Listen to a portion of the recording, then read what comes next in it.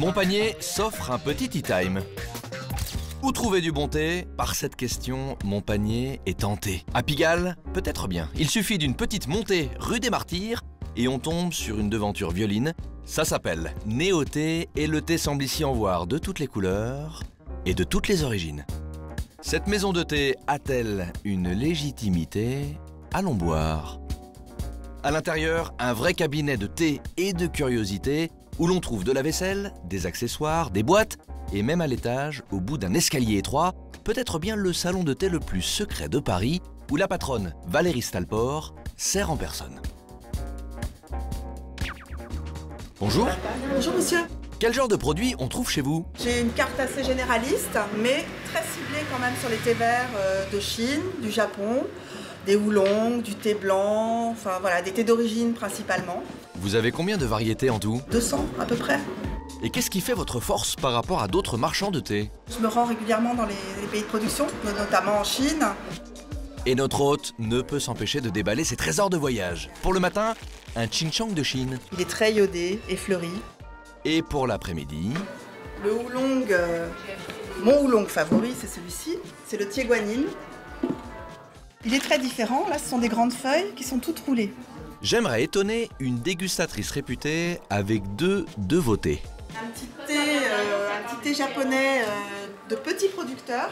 Le Tamaryukucha Gold. Un cru nippon haute couture, c'est parfait. J'aimerais aussi une variété très différente. Je vais vous proposer un thé rouge. Donc, oui, thé rouge. Thé rouge. Oui, parce qu'en Chine, en fait, on ne parle pas de thé noir, on parle de thé rouge. Il y a celui-ci que j'aime vraiment particulièrement, le thé des potiers. Vous m'en mettez 50 grammes, s'il vous plaît. Valérie prépare ma commande, note scrupuleusement le mode de préparation et notamment les temps d'infusion. Je passe à la caisse. Total 44 € pour mon duo de thé rare. On frappe à la porte de Lydia Gauthier, l'une des meilleures spécialistes du thé en France, auteure de nombreux ouvrages de référence sur le sujet. Je pose mes sachets et c'est à Lydia de jouer à l'aveugle. Donc là, manifestement, c'est un thé noir. Hein. Et là, on est sur un thé vert. Un thé vert japonais, je pense. La feuille est relativement grande, torsadée.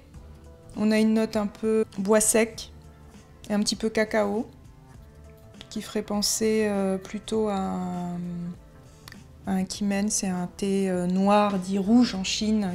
Et là, on est sur un thé vert avec des notes végétales vertes, des notes iodées. On est sur un sencha, mais avec une feuille un peu frisotée, ce qui n'est pas trop classique dans le sencha.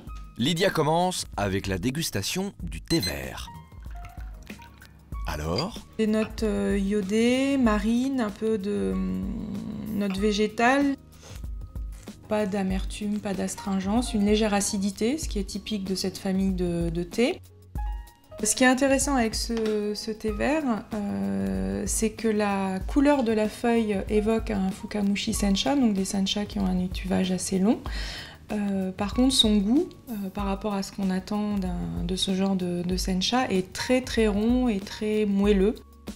Du thé vert, on passe au thé rouge. Je pense pas que ça soit un kimen. C'est peut-être un thé qui vient de la région de Yixin, où il y a des petites plantations de thé. Yixin, c'est une zone qui est très réputée pour la fabrication des terres cuites, pas loin de Shanghai. Et il a un nom particulier? Il n'a pas de nom spécifique, c'est le thé des potiers, où on peut le trouver sous plusieurs dénominations en France. Je vous laisse découvrir le verdict. Je m'étais pas trompée, thé des potiers finalement. Et puis là, c'est un Tamaryukucha, d'accord. Les conseils d'infusion vous semblaient-ils bons?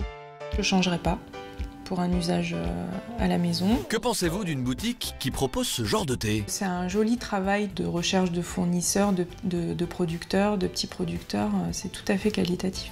Vous la recommanderiez à un amateur? Tout à fait, bien sûr. C'est une jolie sélection. Ce sont des thés, je trouve, qui sont des beaux thés d'initiation. Après, comme tout les thés, il faut faire attention à leur préparation, en particulier pour celui-là. Super crédibilité pour Néo-thé qui a su séduire notre experte Lydia Gauthier. Pour la maison de thé de Valérie Stalport dans le quartier des Abbesses, un très bon